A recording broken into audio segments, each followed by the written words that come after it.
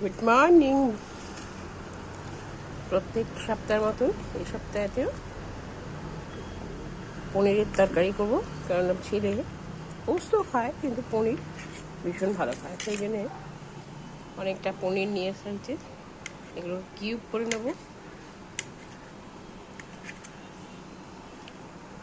পনিরটা ভীষণ ভালোবাসে। এতে নিয়েছি শেজওয়ান সস, শুকনো লঙ্কার গুঁড়ো, অল্প করে হলুদ, একটু আদা বাটা, ধনে জিরে বাটা, আর নিয়ে নেব একটু টমেটো সস, আর হচ্ছে একটু সয়া সস। এই হচ্ছে মশলা। আর জিরে, গোটা জিরে দিয়ে, ঘিয়ের মধ্যে গোটা জিরে আর দিয়ে এটা ভেজে নেব। আর তারপরে হচ্ছে এটা গরম মশলার গুঁড়ো একটু দিয়ে দেবো। এটা বেশ খানিকটা গরম মশলা দিয়ে দিলাম। একবারে সব নিয়ে একটু ভেজে এই অল্প করে জল, ব্যাস রান্না কমপ্লিট হয়ে যাবে। বেশ কিছুটা ঘিয়ে দিয়ে দেবো। এটা ঘিয়েতেই কমপ্লিট করবো সম্পূর্ণ।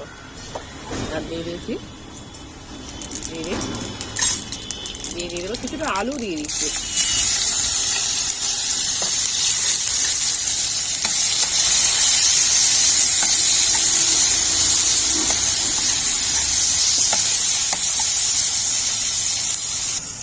এরপরে দিয়ে দিলাম দুটো কাঁচা লঙ্কা, আর দিয়ে দেবো একটা গোটা টমেটো।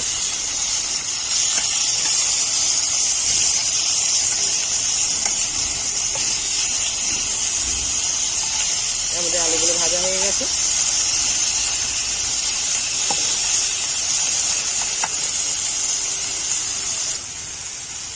এবার পনিরগুলোকে একটু জাস্ট সতে করে নেবো। ওই সাথে সাথে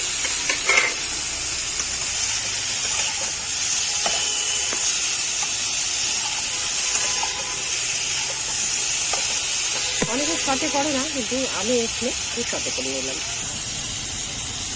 এবার দিয়ে দেবো এই মশলাটা, সমস্ত মশলাটা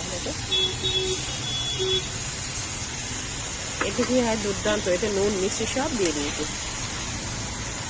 বললাম সেজন্য sauce, tomato sauce, soya sauce. এতে নুন মিষ্টি, ধনে গুঁড়ো, জিরে গুঁড়ো, একটু অল্প করে হলুদ দেয় না, কিন্তু হলুদ ছাড়াও রান্না হয় না।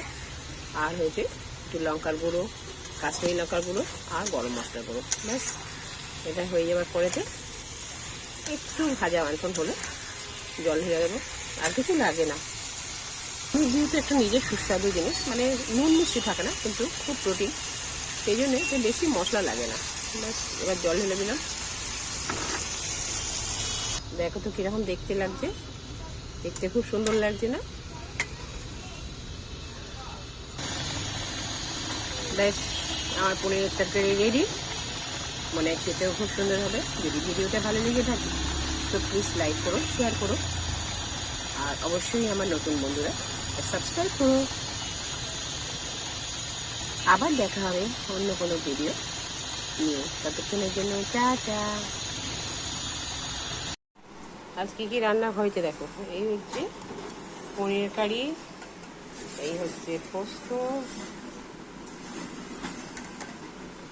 এই হচ্ছে ডাল, মুগের ডাল,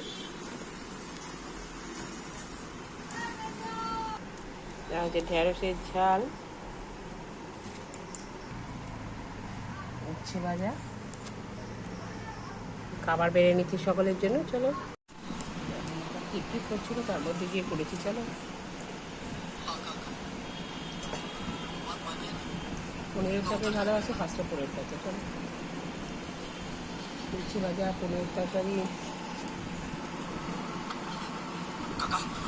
আর নেবে পনির তরকারি নেবে?